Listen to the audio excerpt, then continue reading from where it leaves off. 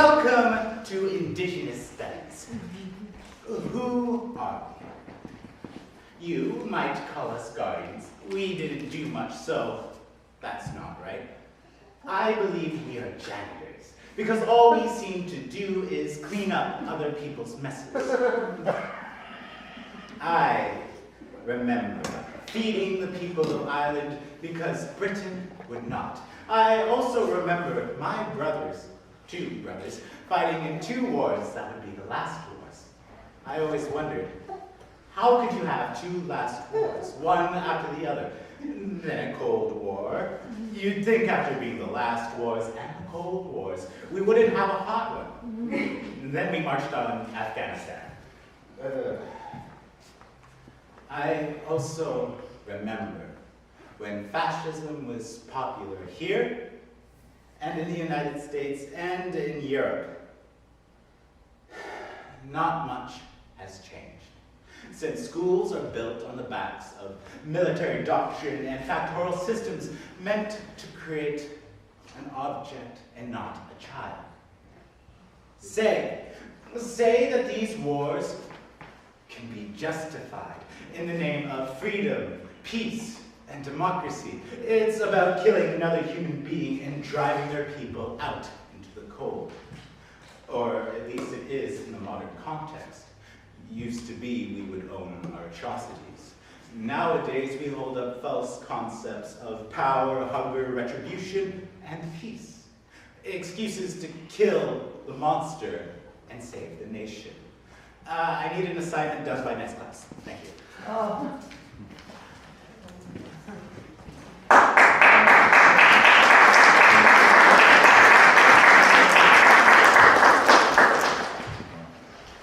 Okay. Every year, my family feasts an event. Some might call it a massacre. Others, a slaughter of a kind people. One year at the meal, my grandson spoke up. And he told me, at school, the teacher taught him that it was the white man that taught us to be normal like them. She told him 100 years ago to the day, our people murdered these white people. I had to stop him, and I had to correct him. I told him, my boy, Owl Child told me this story. It is the truth of what really took place on this day. Owl Child was just a young warrior at the time. He was left back to protect the old-timers, women, children. The men were out hunting, as rations were low at the time. They were having a dance this night, and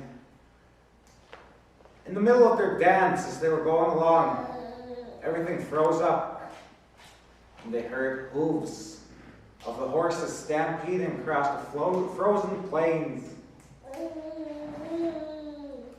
Heavy Runner was the chief at the time. He got up and he walked out to go find out what the chaos was all about. He came back in a hurry, and he took the paper that said, we had peace with the white man. As he exited the teepee, a gunshot rang out, and this sent everybody in the teepee into a panic. They ran out, and when they went out there, they found Heavy Runner with a hole through his chest. The rest of them tried to make it to the bush. There was only 8 of them that made it. Owl Child and the rest tried their best to protect them. As they waited in the bush, they hid in snow caves. And they waited a long time till they heard the soldiers leaving victoriously. So they got up and they cautiously crossed back to the camp. When they got to the camp, They were welcomed with a gut-wrenching sight. A stench filled the air that made them so sick. It was heavy runner, the old-timers, the women, and the children, piled up and set ablaze. Owl Child and the few that were left mourned for them, crying and praying out to the Creator to save them.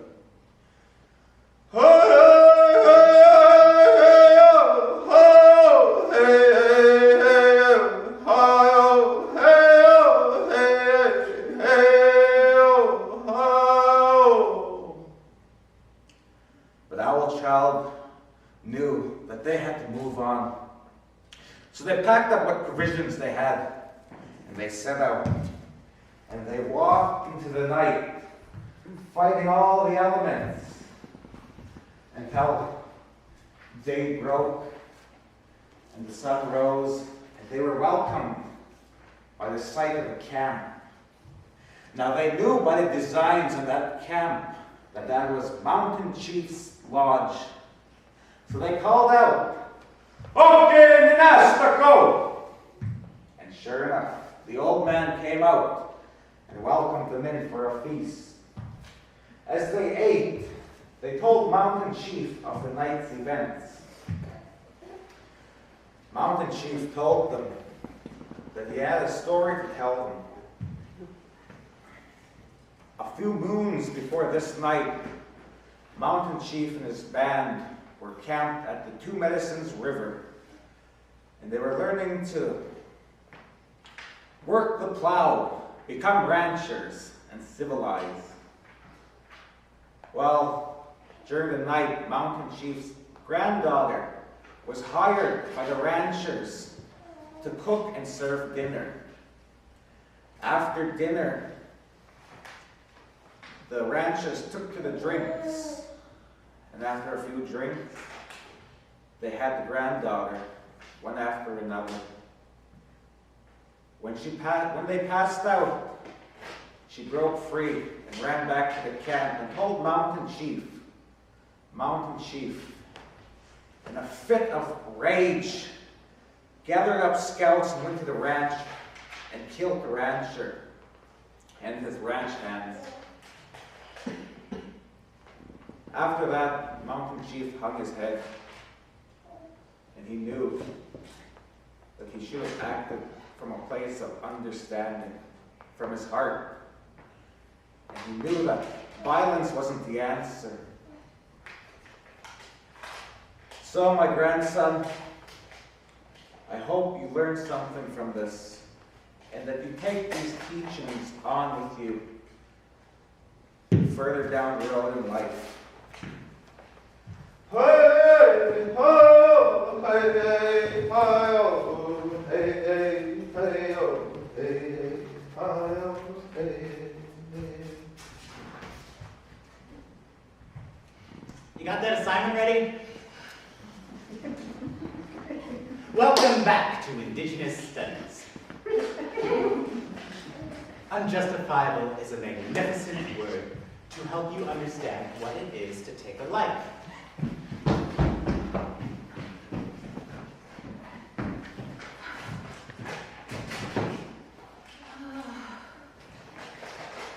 If you use this word without any understanding of its deeper meaning, let me help you. Or actually, can I get a volunteer?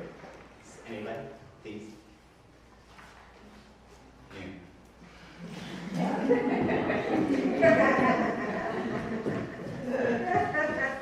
Please sit.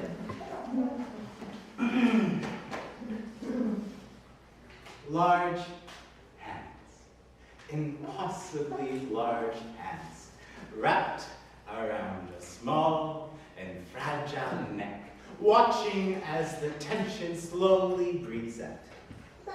Our past has been riddled with tragedies due to... Or the way a knife slips between muscle and flesh, taking away the safety it once gave. Or when a bullet passes through another human being, and you realize how close we are to the limits. Thank you. Our past has been riddled with tragedies due to residential schools, forcing the children to assimilate, to endure endless violence and torture. It changed who they were. These children didn't know love or affection and were unable to love others, sparking the fire to a long history of addictions and mental health. Our blood has reached its boiling point. Our souls cry for a war that never came, of times when we were children holding strong against paper-thin hands in the institutions of concentration. It would be easy to skin a white man's head and introduce him to the thought of calamity and retribution. That's not the way forward, though. I wonder if that still is the main reason why alcoholics and addicts use to justify why they are the way they are. Could there be something as simple as they only care about themselves? Selfishness. Can we still keep blaming the colonizers? My sister's kids are old. I guess that makes me a fossil. They call cell phones fossils, so I guess that makes me a dinosaur? I once asked the chief about one of our reservations what it is that is destroying our communities. He said it was drugs. Imagine an alcoholic checking into rehab. After weeks or months in the program, they decide to relapse. Is that selfish? Yes. They choose to drink and have a good time and put all the responsibilities on the back burner just to enjoy that first drink again. And it won't be their last one either. When they're lying there hungover the next day wondering where they went wrong, that's the only time they think about what they did. He also said it was residential schools. I don't think it was drugs or even that it was residential schools. Not really. There was a time when we would share food and no one starved. Well, no one was really hungry and no one was alone either. It started when we put our souls into cold compartments and they helped us forget our traditions in return for shiny trinkets. The machines came, and we got what we needed. Then nothing was enough. And then they gave us nothing at all. They took our power. They will try to blame the isolation from their culture on addiction, as if there's a void that they're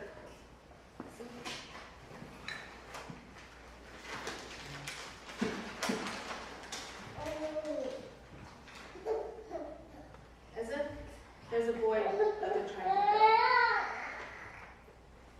As if there's a void that they're trying to fill.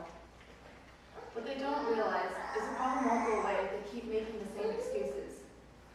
These excuses are a never-ending cycle. They keep saying the same things over and over again. And it's not like they're going to change it. There's a sort of laziness to it. Why try to create a solution for themselves when they can just keep the same old story? Doesn't it get annoying? They broke our communities. They left us in shambles. Now, we drink water that they taint and eat food that they claim is theirs. I hate fridges. That's all fridges do, is they hold on to everything until it rots. Are you going to hold on too? I'm sure everyone has known a family member or a friend that has been an addict. The excuses we usually hear from them are, don't worry, I'll change my ways. I'll go to a meeting when I'm sober. This is going to be my last weekend partying. Yeah, keep telling yourself that. When are you actually going to do it? We've all been there, through addictions and whatever life throws at us. But life goes on and things will get better. We can't let it consume us. Our people have survived for such a long time before the residential schools corrupted us. The next generation doesn't have to suffer because of our choices. No, no, no, no.